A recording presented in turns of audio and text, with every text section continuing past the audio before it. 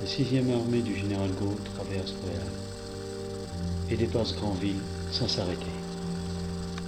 Le 3 août 1944, l'armée allemande décide le repli et commence un mouvement de repli général, tandis que les troupes de la base aérienne de Meugron, le 708 bataillon Ostrotropen stationné à Surzur et le bataillon parachutiste de Josselin se mettent en route vers Saint-Nazaire.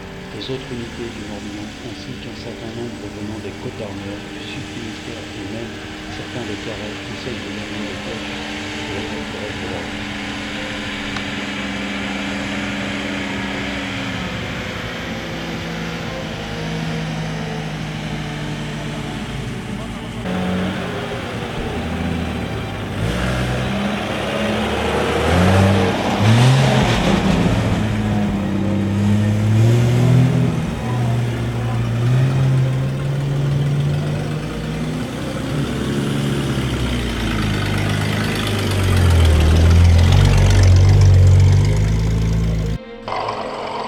Le même jour, à 18h, la BBC lance la phrase « Le chapeau de Napoléon est-il toujours à Perros-Guirec ?»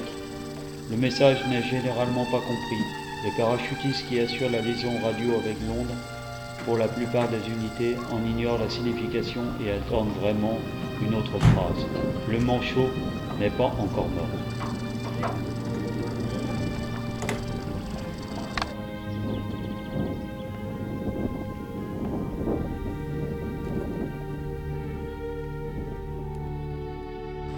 Les Allemands, eux aussi, savent que les blindés américains vont arriver. Ils ne croient plus en la victoire et redoutent les vengeances de la résistance.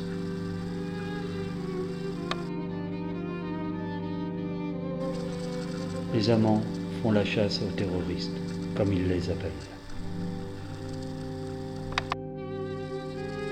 Le 4 août, autour de Rennes, des Stug et des canons automoteurs sont enterrés jusqu'au glacis pour empêcher l'avancée de l'armée américaine. On en retrouve aussi du côté de Puertry avec 2 Stug pris en embuscade pour attendre la 704.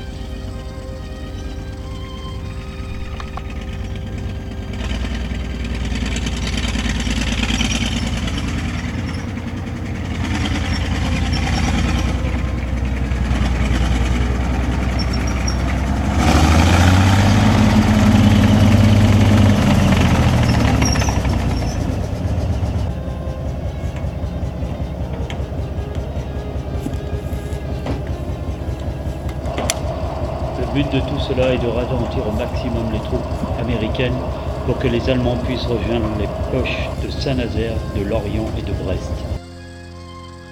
Pendant ce temps-là, la résistance bretonne continue d'harceler l'armée allemande. Ils surveillent les points d'appui et de fortification créés par les Allemands autour des poches.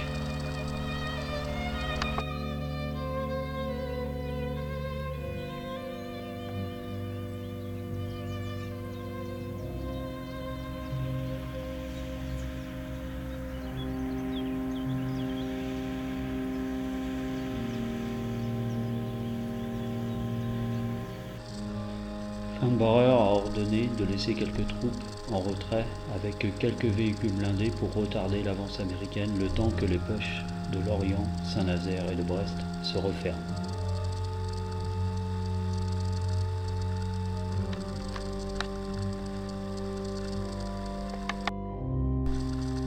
Ces fameux Allemands attendent de pied ferme l'avancée américaine. Ils se préparent pour en découdre. Ils les attendent dans les fermes, dans les chemins.